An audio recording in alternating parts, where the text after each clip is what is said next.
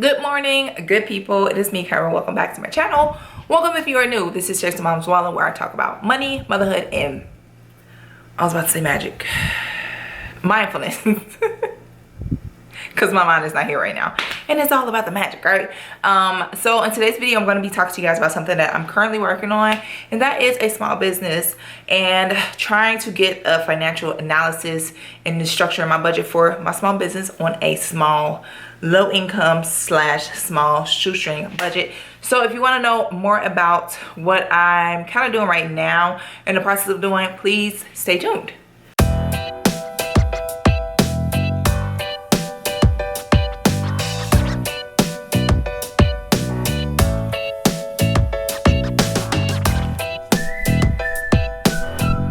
Okay, so this is more of like an impromptu video. I didn't really have this planned out, but I was actually creating a list of items that I need for my small business, excuse me. And I thought that maybe you all would be interested in kind of knowing the process and things that I'm kind of doing right now. It's not gonna all be in this video because I'm still in the beginning stages of trying to start a small business and hustle, if you will. More so a small business versus a side hustle, but it can be both until it's full-time. Anyway, you guys know that I have been interested in wanting to start a small writing service business, but there's another business that I'm trying to work on, and it is actually a product that I want to sell. So if you don't know the difference between the two, and I feel like a lot of people already know this, but if you're not and you're just kind of getting into business, you don't really know much about it, I'm going to give you guys as much information as I possibly can as I go along, because I'm going to be doing both. One is a service and one is a product. So a product is basically any physical thing that you can sell to someone. You have consumers or customers, like if you selling couches, weights, TVs, shirts, books. I'm just naming stuff that's in my house right now. Glasses.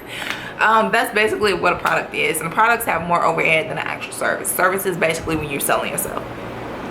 That's not what a service is. I mean, that's not what a, yeah, no, not when you're selling yourself, but selling your services. That didn't sound right either. When you're selling your skills and you're doing something for, I just feel like no matter what, how I put this is gonna sound wrong. Selling a service is basically when you have a gift or a skill that you can make money off of. So let's say writing, for example, or maybe you're a fitness trainer, or maybe you are an artist. That is not a service, that is a product. And clearly I have no idea what I'm talking about. So a service is basically when you're selling something that you offer, and that is not a physical thing. It's more of like photography. That's a service. Writing is a service. Massage therapy is a service. Now some of the services do have some overhead costs depending on if you need equipment or not for that.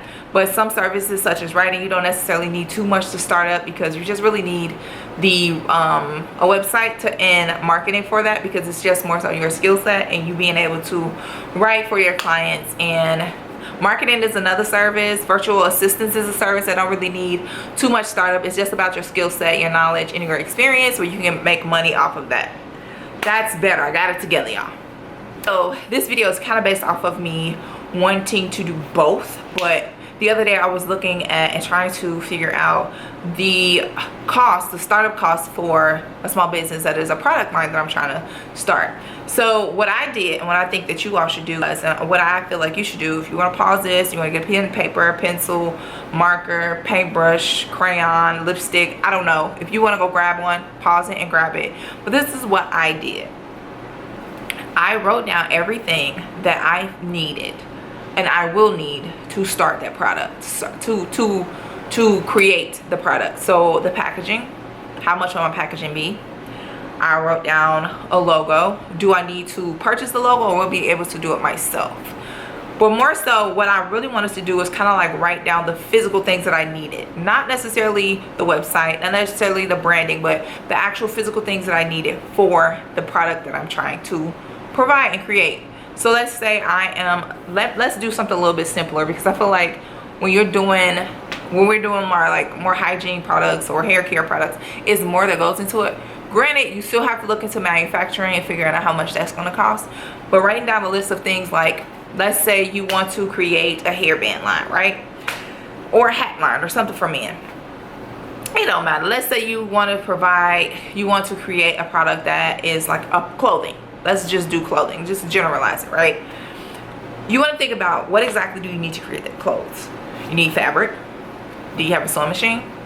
Do you have packaging? How's your packaging going to be? How is it going to be shipped? Is it going to be shipped in a box?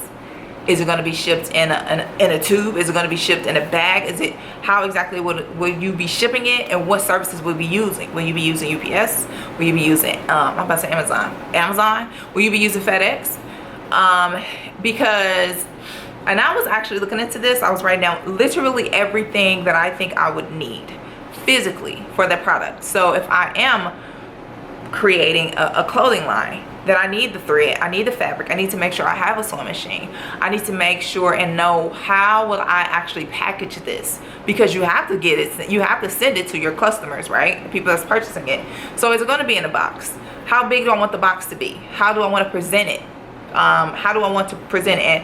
And as you write everything down, just literally just go down and write a list of everything that you literally need. And I think I would tell you to use, if you don't have an Excel, use Google Sheets. Use Google Sheets and list everything. And if you want to categorize it for the item, the product itself, products that you need, and then the packaging, and then the branding. So because everything is going to cost you something. So that's what I did. I went down the line and I'm just basically thinking about what is my item, even when it comes to actually making the item, because that's something that you can deduct on your taxes. Everything that you do when it comes to your taxes in your business, you want to be able to deduct that, because especially if you're not making money, you're going to be deducting that from your taxes. That's another video for another day though, so we can talk about that later. So I'm trying not to repeat myself, but you want to make sure that you are writing the whole list down. And then as you go through the list, think about how much everything is. Look and see if you want to do, let's say you're going to be shipping your stuff in an envelope. Do you want to go to UPS to get, because the USP, the post office, I don't know why I'm trying to be politically correct for the post office. The post office does provide you with free shipping materials. So you can get the envelopes, you can get the boxes and that for free. Or you can buy something in bulk from maybe Amazon. You get like 50 cute little envelopes, bubble, like cushion envelope, bubble envelopes for $20. You may get like 40, 50, let's say that. So do you want to put that $50 up to get the fancier envelope, or do you want to just get the free envelope from the post office and ship it through the post office? So you want to think about that. Another thing you want to think about is how much will shipping be. So write down everything, literally write down everything that you need for your product, and write down everything that you would need for your service, especially when it comes to services that you actually have to have equipment for. Like I said, like massage therapy, where you need the table and oils and stuff like that, or like a photographer, videographer, you need like camera equipment and all of that. And write down how much everything costs. Another thing you want to do is go look at some competitors and look at how much their items are selling for. So that's what I did. I went on a couple websites with similar. I didn't even know it was a thing. I was just like, I thought I was being unique. No, I'm not. But the reality of it is, even major companies have competition. You can either compete or you can collaborate. That's it. That's what I did. I went and I looked at how much these items cost, and then as I looked at how much the items cost, I started to look at how much the overhead, how much I had to start up. So when I figured out how much my startup cost would be, let's say I had a budget of $1,000 for the startup for the product, just to kind of have like the first run, right? And that's including everything, including the website. That's just my estimate. That's just my budget. Now this is not how much it costs right now, because I'm still trying to go through the analysis and trying to figure out how much everything will cost with the website and everything. I'm not going to be going to anybody to do a logo for myself. I will do that myself because I have access. I went to school for graphics. I went to school for advertising communication, so I know some graphics. I know branding and that. I went to school for it, so I know something about it. And so I will be doing that myself, and I will be working on my branding and my content and advertising and marketing for myself. However, the things that I need that I can't make myself, I can't manufacture them, you look into manufacturing. How much does a manufacturer cost? How much does it cost for me to create these items myself? How much overhead do I need? That's what you want to calculate. And then you actually want to see how much is it priced in the market. So you can see if it's, first of all, you want to see if you'll be able to really uphold that amount, like the amount that it costs versus the overhead, the initial cost up front versus how much you can make. And that's how I kind of went through this financial analysis. Now granted, it's kind of like an estimate, and I'm still working on my list of things that I need, and equipment and items and packaging and all of that stuff. You also want to think about, when it comes to packaging, how do you want the packaging? Do you want it to be, do you want your box to have your name on it? Do you want to have a bow? Do you want it to have a sticker with your logo? Do you want it to have your logo embedded in the packaging? How do you want your stuff to come? So that's going to cost more as well. That's something that you think about, everything that you think about. So what I want you to do, if this is something that you want to do when you're trying to start a business, is to literally write down everything that you need for either your product or your service. Everything. Your website, logo, everything that you know you will have to pay for. If you can do it yourself, you can write it down and just put like 0, and unless you want to kind of just so you can at least keep track of everything. And it's kind of like a to-do list of the things that you need and your items that you need for your small business. After that, and of course put it in categories so you know exactly which category costs what. After that, I want you to go in, which is something that I'm doing. I'm still working on my list though, and looking at how much your competition costs. What exactly does it cost to make? How much money are you getting back? How much money are they making off of a similar product to yours? And it may not be the exact same product, but it can be in the same industry. Maybe it's a fitness line. I'm all over the place with these examples.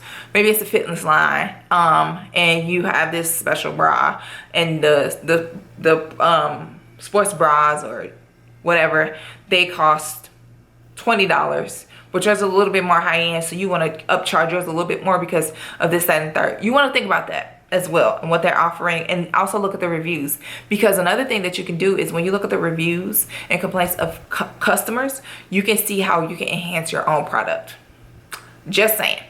And then once you get all your numbers, more so the cost, then you want to start creating like a sinking fund, or you want to start to kind of get those products. I mean, here and there, maybe you have some packaging stuff, you have the extra $20 you want to put and grab that. You have the extra $50, or you could put that to the side for the month, and you say, okay, this month my business expenses is going to be $100, so I can put this $100 to whatever I need to purchase, and that's a part of your budget for your business. You don't have to just say, okay, this is specifically only a business budget, because of course we're working off of our income. If you have a little bit more income freed up,